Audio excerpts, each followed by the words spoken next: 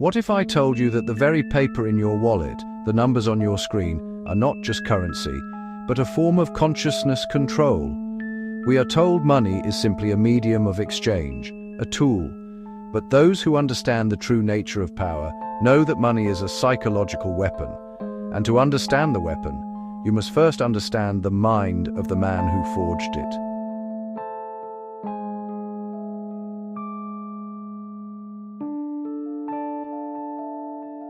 Welcome to The Money Files. Tonight, we are not discussing interest rates or stock tickers. We are opening a file so dark, so classified, that its shadows still fall across the global financial system today. We are talking about Mkultra. The year is 1953. The world is divided. The Cold War is not just a geopolitical struggle. It is a battle for the human soul.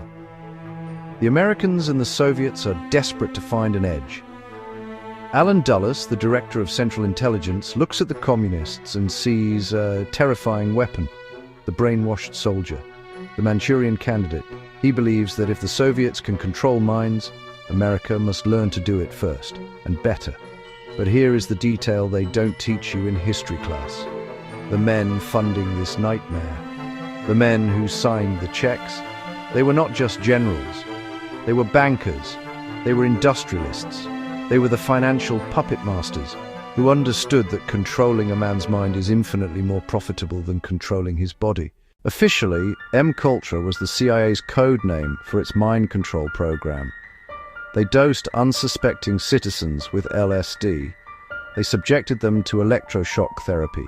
They induced hypnosis, sensory deprivation, and psychological torture. They opened safe houses in New York and San Francisco. They lured prostitutes to bring Johns back to these houses, where the men would be secretly drugged and monitored behind one-way glass. Ordinary Americans caught in a nightmare for the sake of national security. But let us follow the money. Mkultra was not run out of Langley with government checks alone. That would leave a paper trail. No, this program was funded through dummy foundations, charitable trusts set up by America's wealthiest families.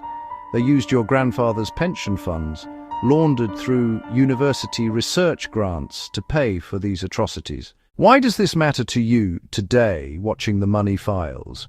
Because the same psychological principles they perfected in those safe houses are the principles used to control the markets. Think about it. What is a market crash, if not a state of induced panic? What is a bull run, if not mass hypnosis? The architects of Mkultra learned how to break the human will. They learned that if you bombard a subject with conflicting information, fear one moment, euphoria the next, you can make them compliant. You can make them trade against their own best interest. You can make them sell low and buy high. And who benefits? The puppet masters holding the strings. Look at the chaos of 2008. Look at the madness of the crypto winters and the meme stock frenzies. These are not rational markets. They are emotional battlefields. The techniques are more refined now. We don't need LSD-laced whiskey anymore. We have 24-hour news cycles. We have algorithmic high-frequency trading that triggers sell-offs in milliseconds. We have social media echo chambers that act as the perfect hypnotic suggestion. We are living in a permanent state of Mkultra. The stimuli are different, but the goal is the same: to fracture your perception of reality so that you cannot see who is truly pulling the levers.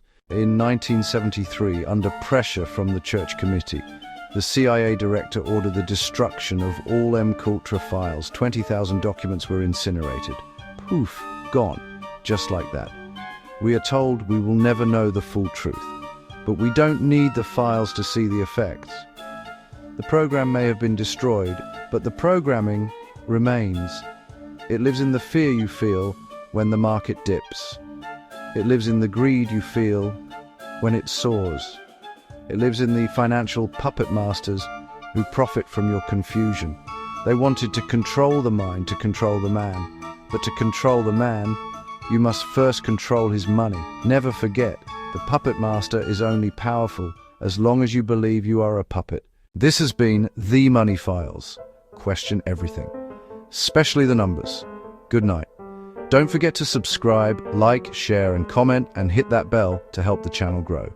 Thank you, and until next time.